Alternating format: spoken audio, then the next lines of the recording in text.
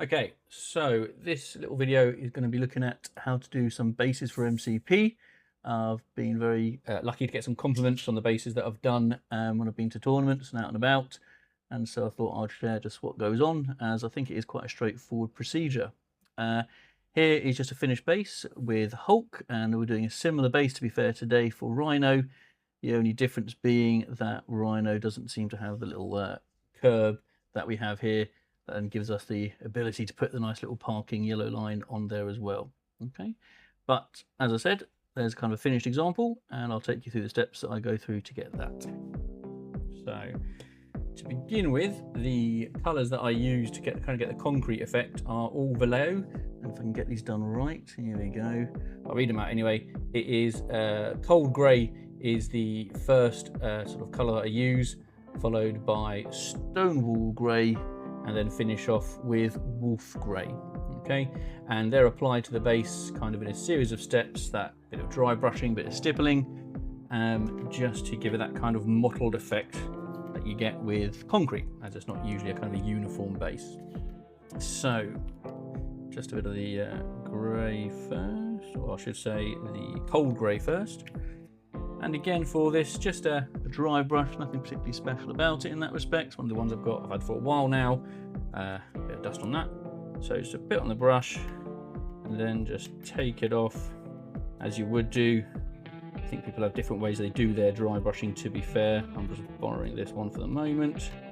And then we just start to make sure there we are, building it around the base. Now, this doesn't need to be a thick or sort of total coverage. In fact, you don't really want it totally covering the base. You want some of that black even coming through, and also remembering that because you're adding like 3 other layers of sort of greys on top of this, even some of those areas that you've left initially grey, initially black with the base coming through, will then kind of get covered up a bit by the other layers going on there. Okay, there we are, just a bit of stippling, I suppose. This is more than the dry brushing at the moment. And there we go. It's a little bit patchy, looks a little bit messy, but that gives you a nice starting point to work with. Now, the advantage of sort of stippling and dry brushing is that you don't really have to wait massively long for that first little effort to dry. Now, I'll go and get this cleaned off, but for the moment, put it to the side.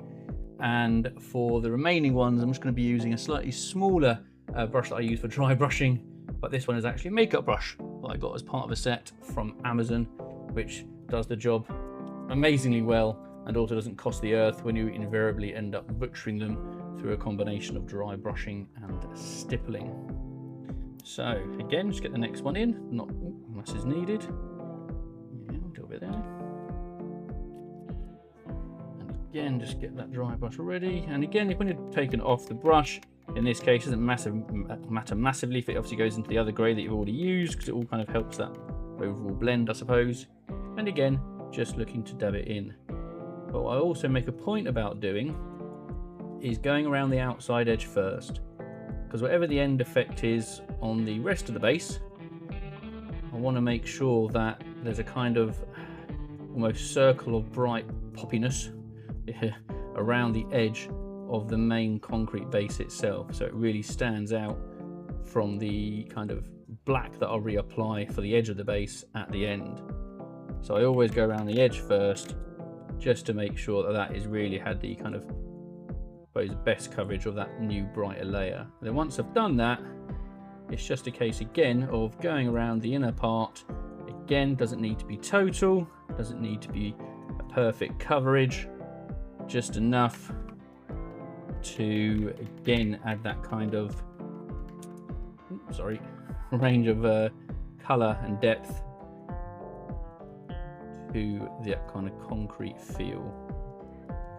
So you don't need to be precise. You might even want to go over some of those areas you felt were a bit show too much of the black below, so again they get that layer of coverage. But again, doesn't take too long. But again, you can begin to see, if I hold it up, I should get the auto zoom going on that, autofocus even. Starts building up just that layer of colour and depth and effect. So it's not just a flat grey you're getting by the end of it, we're getting a bit of variation in the tones going on. So again, I'm going to add that final kind of colour there. So that second colour, just to say again, was a Stonewall grey from Vallejo, and this final one is Wolf grey from Vallejo as well. Excuse me. Again, just taking some off the brush, and again, as I said, just going around that outside edge just to give it that pop. Now this last one does tend to really come across as quite bright compared to perhaps the other layers, but again, stick with it, don't try and overcompensate. And again, as you then add it on the inside, if you kind of want to add from the outside edge going inwards, it almost then gives you that almost graduated effect going in, and again helps that overall sense of kind of depth and layering that you get from this approach. And in fact, as more gets taken off the brush and the drier the brush gets, the more you can then just add a subtler kind of stipple or dry brush moment just to help it blend a little bit as you do it. But essentially that is the concrete sort of a recipe, I suppose, or base mixture that I have. Just again trying to get that for you there as best I can. And then what we need to do will be next will be the manhole cover, which will be initially a metallic, and then I'll take you through the kind of the remaining stages that help to give this again a bit of depth and a bit of pop to make it again stand out, rather than it just being a kind of a flat grey surface. All right, so what I'll do is for this manhole cover then, I'm just using for the moment a weapon bronze metallic paint from Army Painter. Again, I will often use Vallejo as well, but this is one I've got to hand at the moment. So let's give it a bit of a shake.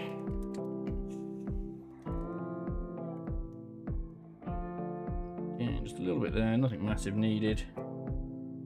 And here we go. We'll get there in a minute. So again, just a little bit on the brush, and we're going to go around now. A little bit of patience as always, just needed on the outline if you like.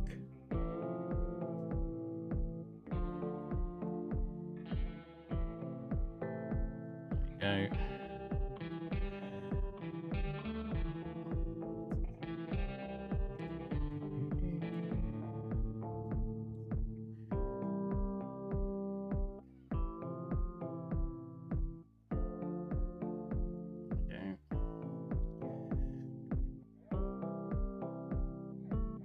I suppose this might be for some of us a bit longer than we'd usually spend on most of our bases. I think for perhaps some of us, the base is almost the last thing you just want to sort of get done to get your model up and ready for play. And the model, you might have spent a good bit of time obviously getting ready for that play, but I find the base can actually just help be that final thing that just really helps to make the work that you've done on the model really stand out and show it off in the best possible way. And so I think it is worth spending a bit of time on the base, not really treating it as an afterthought. And that way everything comes together nicely when you need it to. Now that's there, give it a little bit of another once over.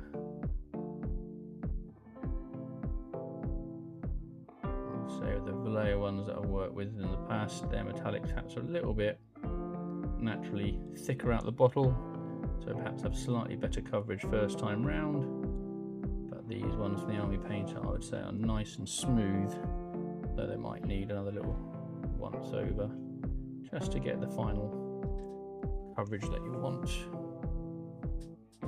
Okay, right, now I'm just going to let that dry for the time being and be back shortly.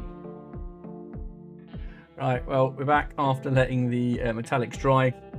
Also, what we've done in the meantime is just add some Agrax Earthshade, Painter's favourite friend, just to the metallics there to add a bit of depth to the manhole cover.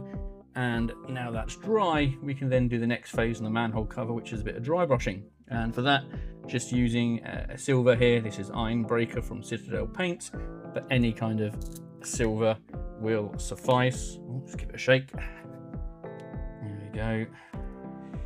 And again, you just need to dab a little bit there on the brush. Again, just take it off.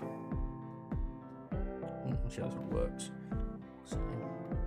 And then just giving it a light brush over the manhole cover. There we go. Again, just adds that kind of worn effect to the manhole cover, which again just adds that depth that will just makes it a bit more interesting, really. And there we go. Nothing too heavy duty with the brush. Oh, that one came a bit too heavy maybe, but again we can correct that shortly with the final stage of weathering we're going to get.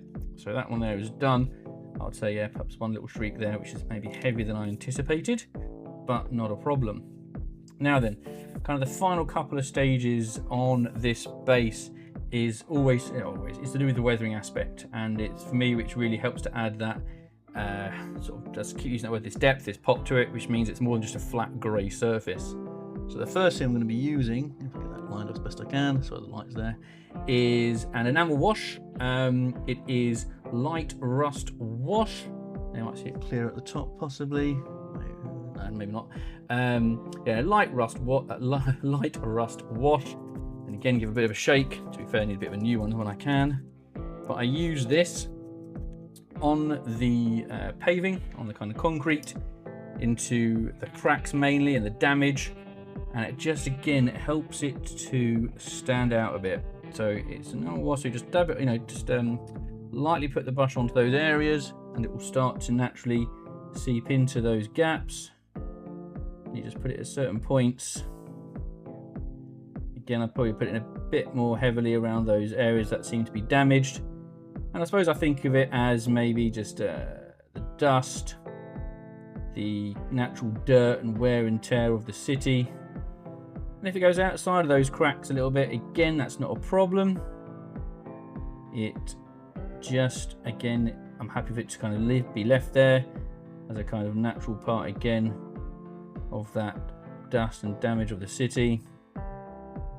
And again, a few specks here and there, as you would like to. Again, you don't need to be too heavy-handed with it. Just keep it perhaps as random as you can. Enough just to make it a little bit more interesting to the eye, and not just that, as I said, that flat grey surface. And once a bit more has gone off the brush, you can then just sort of feather it around the place. You can move it around a little bit so it's not too sort of splodgy. Again, I think it just helps make the base a bit more, yeah, has a bit more going on, a bit more interesting to be actually looked at. So again, just a few bits there is all we need. Oh, not there. Put the lid back on. Now, the last bit of weathering I then tend to be adding will be to the manhole cover. Now at the moment I've got a Vallejo turquoise here, but again I've often made use of in the past a Vallejo jade green that works very well with a kind of a copper type paint effect as well. But again, what you need is a very small amount of this. It does need to be very heavily though watered down. You just want a kind of a glaze effect of it, and again you just need to dab it onto the manhole cover, again just as a kind of effect of the kind of weathering of water damage, if you like. And again, that can go a bit outside the actual manhole cover itself. Again, you don't want it to be too heavy-handed. Maybe just, you can, if you feel you've gone a bit too heavy, use your finger just to, again, just almost brush it off or take some of that heavier layering off. Again, the reason why I make a point of sometimes going out of the edges almost is, again, it just kind of ties it a bit more together. So a bit of that colour from the manhole cover with the weathering aspect going onto the concrete just helps to tie it into that concrete base a bit more. And again, it's like real life. You get weather and watering effects bleeding out from one thing to another. Again, ideally, when you're doing this, do use a brush that you don't mind getting too much kind of abuse to. Otherwise, there we go. So try and get that up a bit, try and catch the angle a bit for you. See that? Yeah, that's probably better on there. There we are. So that is really the main part of the base. There's one final thing I'm going to do, but I'm just going to let some of that initial weathering dry first, and then yeah, we will wrap it up from there. Okay, so we're back just for this last little part then, but I've got to say this last part is the most satisfying part of any model or base work, and it is just the blacking out of the base rim. That kind of gives that final kind of tidy up on the base. That really just again helps the main work stick out nicely. And just for this, as any black paint, this happens to be the Army Painter matte black, but otherwise, you know, it is just a bit of a black paint bit going on. So let's see if I can do this without mucking things up. And again, we just go around the base nice and easily. Being a bigger base, this will take me a bit longer than usual maybe, but obviously we get the idea. I've been a bit more organized. I've had some water next to me just to help make this paint go on a bit easier, but que sera.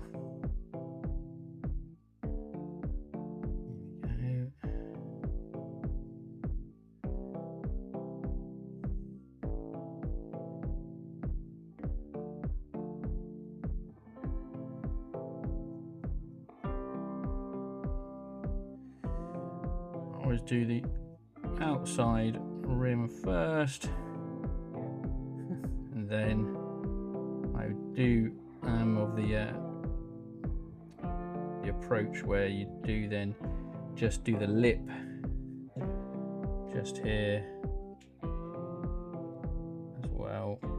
So ideally you still get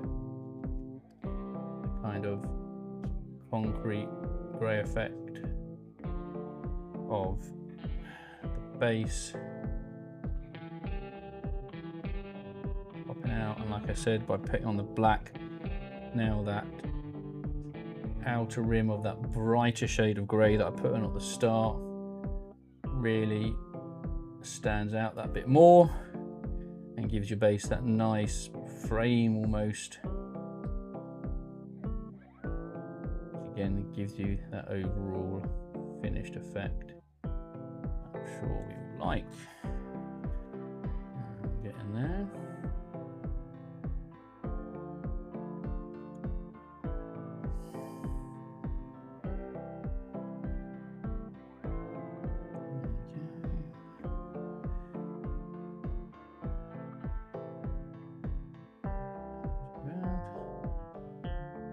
Bit. There we go. All right, and there you go, one completed base. There we go. And the only thing I suppose I haven't had a chance to do on this base, which you may have seen on the Hulk base from earlier, is the yellow line. And for that effect, all I simply make use of is a bit of modeling tape to mark out the straight line of the yellow line, and then a yellow like this one here, sun yellow from Vallejo. And once that does go on, what I also then do is just using some of the first base grey, so some of the cold grey, just then, oh, do it that there, you might be able to see it clearly, is sort of put some along the edges of the yellow line, so it gives a kind of a worn, chipped effect to again just give the overall kind of beaten up city look of the rest of the base. Anyway, hope that was useful, and yeah, thank you for watching.